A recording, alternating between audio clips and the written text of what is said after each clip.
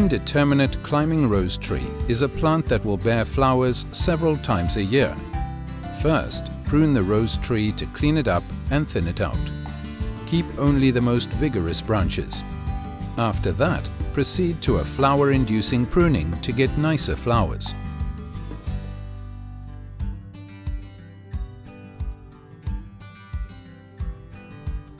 Remove useless, dead or damaged branches.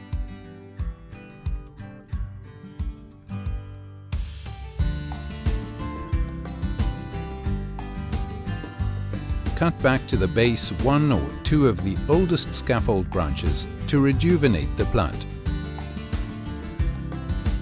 Remove branches that are straying away from the intended shape, or from the lattice you're training the rose tree to.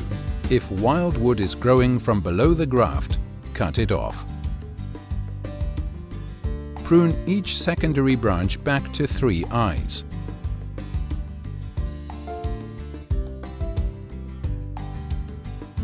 To check the result of your pruning, hold your scaffold branch in position against the wall.